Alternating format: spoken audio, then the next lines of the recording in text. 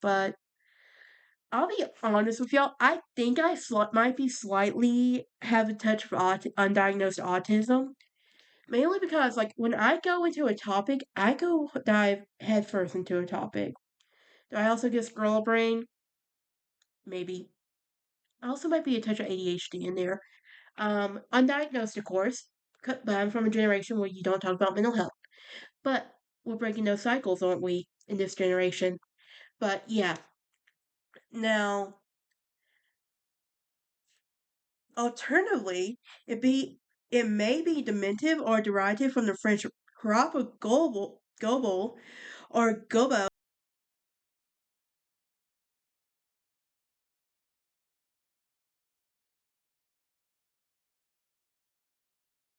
Hello, welcome back. I know it's been a minute since I rebranded the name and everything, and I just haven't gotten around to recording anything. But today, we are going to be talking about something I love the most. Can you guess it? Can you guess it? Dark academia. Yes, I am a dark academia lover. It's in my blood. But with that being said, why don't I really talk about it? Isn't that why you clicked on this episode today? Um, but yes, so for those of you that don't know me, my name is Breezy. I have many podcasts I probably shouldn't be having, but I'm one of those girls that I like to keep busy. I'm also very artsy. I have no singing ability, so this is what we're getting, y'all. I hate to be the one to be the bearer of bad news for you. But yes. But today we are going to be talking about goblins and the legend of them. I have a fascination with goblins, if I'm being honest. But before I do that, I want to get this out of the way, and then we can do the whole topic later, right? Because that's actually why you clicked on. I did spend most of the morning doing editing and stuff, so yes. Also, my throat is very hoarse. I did have a cold over the weekend. I'm slowly getting over it. Yeah, should I be on vocal arrest? Probably. Should I not be working as much as I'm doing right now? Most definitely. Am I gonna do it again? Am I gonna listen to my body and actually do it? Probably not. I'll be honest with y'all, I am a natural redhead. I am stubborn as they can be. Stubborn can get. Um, we are dressed cute today. I have a nice black dress from Shein's, leggings, and some cute boots. My hair is all nice and cute, and a beautiful black bow to go with today's.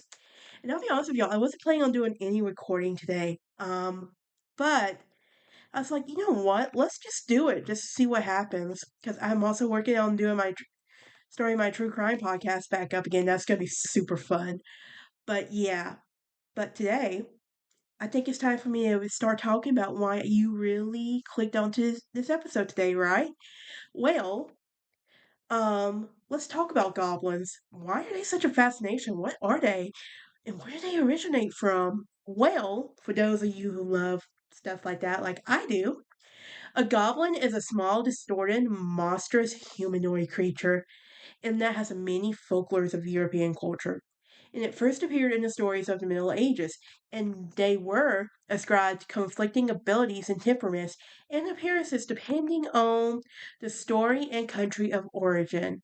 And it ranges from mischievous household spirits to malicious beastal thieves. Now, they often have magical abilities similar to a fairy or demon, such as the ability to shapeshift. Um, Similar creatures include brownies, dwarfs, duwans, gnomes, imps, leprechauns, and kobolds, but it also commonly is used as a blanket term for a small fey creature. And the term is sometimes expanded to include goblin-like creatures or also cultures like the Pulquaji, the Kobe, and or Ifrit. Now, I'll be honest with y'all. Okay, I am a huge supernatural fan.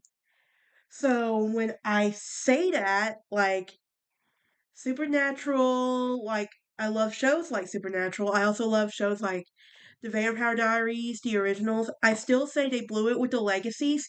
It has so much great potential. When I was watching the legacies, do y'all remember the character Ethan? Yeah. So he somehow became a pair at the Malibor and all that. He became a Puckwudgie. That's still fun to say. I'm sorry. I don't care who you are. But yeah. So a Puckwudgie, it, that's what got me introduced to this character right here. Um, but yeah. But where did now let's talk about the etymology for a second. Um, so the word goblin is first recorded in the 14th century and is probably one of the unattested Anglo-Norman goblin, similar to the Old French gobelin, and already attested around 1195 in the Ambrose Normandy's Guru Saint in the medieval Latin Goblins in the Ordic Vitalis before 1141. Now, it was the name of a devil or daemon haunting around Evero, Normandy, and it is related to both German Cabal and medieval Latin Cabals as well. Um, Yes, I know. I probably did too much research into goblins, but I'll be honest with y'all. I think might be slightly have a touch of undiagnosed autism. Mainly because, like, when I go into a topic, I go dive headfirst into a topic. Do I also get squirrel brain? Maybe. I also might be a touch of ADHD in there. Undiagnosed, of course, but I'm from a generation where you don't talk about mental health. But we're breaking those cycles, aren't we, in this generation? But yeah, now, alternatively, it be it may be diminutive or derived from the French crop of gobel or gobo, which is a diminutive form of goblin, but the significance is probably somebody who sells tumblers, or beakers or cups. Moreover, these proper names from Normandy where the sword goblo and gobliness first appear in the old documents. Now, how do goblins appear in folklore? Well, we had to start with European folklore because it's my podcast, and why the hell not, right? Plus, I'm too cute. I'm adorable. I don't care what y'all say. Um, in France, goblins are common in English, Scottish, and Welsh and Irish folklore, serving as a blanket term for all sorts of or evil or mischievous spirits. Maybe that's why I like it because I'm such mischievous. Am I evil? Depending on who you ask. I'm not I'm not that evil, but it depends on who you really ask. Can I be petty? There is a strong possibility for that one. I'm not gonna lie. But anyway, in France, goblins are associated mainly with the region of Normandy. It is mentioned for the first time in 12th century in the text of the Ordic Vital, and it is described as a wicked creature with malicious spirit that lived in the region of Evero. And in the stories of Brittany, sorry, I always get fascinated when I hear that. But there are creatures that resemble goblins, such as Corrigan, small beings associated in raised stones in ancient tombs. They like to search for hidden treasures and make many jokes to humans. And Corrigan and Norman goblins are spirits of nature that can be kind and bad depending on the story. Now, a redcap is a type of goblin who dyes its hat in human blood in the Anglo-Saxon border folklore. And a malevolent goblin is known for its cruelty and bloodlust. And the red cap, unlike other mischievous or ambient fairy creatures, is fundamentally scary and frightening of the stories as it tells. Now,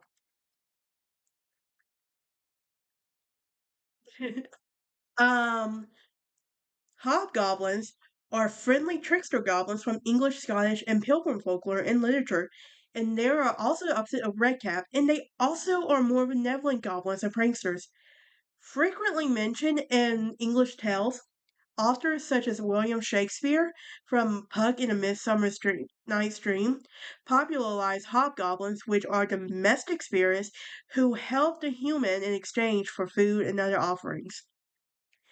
Um, and the king of Adlers or Eckerich, the elk, the Earl King is presented a malicious spirit creature that attracts and seduces and frightens children before destroying them.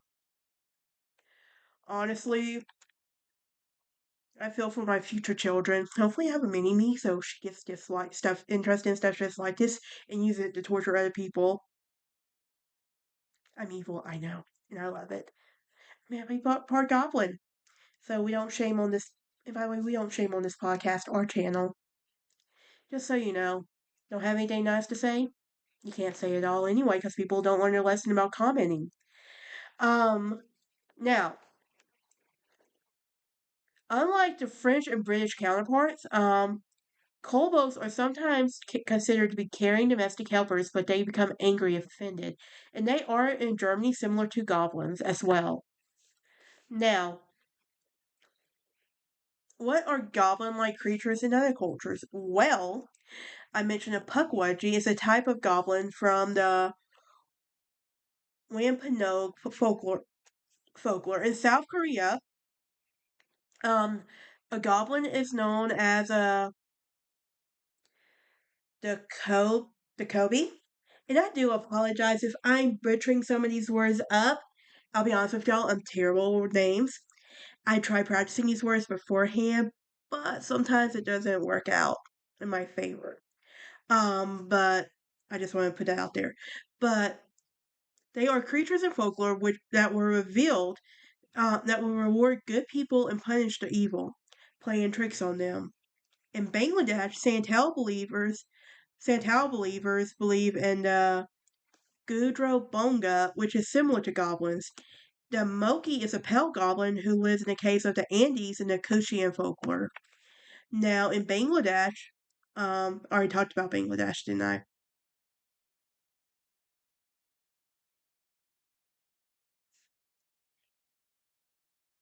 Now, in South India, there is the Kudi Chatan, which is a type of mischievous evil goblin, mainly found in Kerala folklore. In South African mythology, the Tokushi is a dwarf-like creature similar to a goblin, and goblins have been have at times where they have been conflated within the genes, specifically in Ira and Gillen of Islamic culture. Now let's talk about goblins in fiction. Fairy tales and folk stories like The Princess and the Goblin by George MacDonald, The Goblin Pony, the Gray Fairy from the Gray Fairy books, the Benevolent Goblin from Gesta Romarin, the Goblins at the Bathhouse, the Goblins Turned to Stone, King Gob. That's just funny. I'm sorry, I don't care what you say. But goblins are also featured in Danish fairy tales such as the Elf Mound, the Goblin in the Grocer, the Goblin and the Woman, and goblins are also featured in Norwegian folklore and Christmas visitors at Coam. Now, goblins are also featured in the Swedish fairy tales, the Four Big Trails and Little Peter Pasterman and Dag and Dogmore. Now, goblins are also featured in a French fairy tale called The Golden Branch. There's also Chinese gals and goblins as well. Now, how are they used in modern fiction? Well, how many Hobbit fans do we have on here? I'll be honest with y'all. I could not get into The Hobbit to save my life. And I tried reading the books. I am not gonna lie, I'm a book lover, but I'm gonna say it. Damn, those books were so long. Excuse my language, but seriously. If y'all know, y'all know. But I need my friend Gabby on here. She can give you more of the Lord of the Rings and stuff like that than I can. But in J.R. Tolkien's, the Hobbit is the creature like living in the misty mountains are referred to as goblins, and it is the Lord of the Rings, and the creatures are primarily referred to as orcs from where the goblin was named lesser ones. But yeah, but in Harry Potter, now, okay, before I talk about this one, how many Potterheads do we have? Do we all know our house? I am a Ravenclaw. Maybe a slight mix of Hufflepuff a little bit, but I am for sure a Ravenclaw. Now, my friend Charles has told me I'm Ravenclaw mixed with a little bit of Slytherin. I can see it. But yeah. But in the Harry Potter book series, in the shared universe in which the film adaptation sets, goblins are depicted as strange but civilized humanoids who often serve as bankers as craftsmen. In Terry Pratchett's Discworld series, goblins are initially a despised and shunned sectarian race. Now, we can't talk about goblins without talking about, that's right, the Green Goblin. And I'll be honest with y'all, I hate superheroes. I really do. Only superheroes I could get into are Fantastic Four. But now I have a new series on Disney Plus, which, I don't care for it now. It's just so boring now. But anyway, the Green Goblin is the arch nemesis of Spider-Man, and he's this well-known supervillain. And has various abilities like enhanced stamina, durability, agility, reflexes, and superhuman strength due to ingesting substances known as Goblin Formula, and he has appeared in various Spider-Man's related media as well. Now, yeah, just don't come at me for not liking Spider-Man superheroes and stuff like that. In my defense, the last Spider-Man movie I saw was the Tom Holland sequel to the first Spider-Man he was in.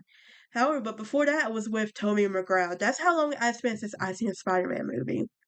Why the hell are there so many variations of Marvel movies? Can we just stick to one and go with it? Like, for crying out loud. But yeah, don't judge me. We all knew I was weird and you chose to click on this podcast for some unknown reason that I can't explain. But anyway, that is it for this episode. Join me next time as we talk about the Black Death. And I'm going to try to get my friend Gabby in on this one. She loves stuff like this. But yeah,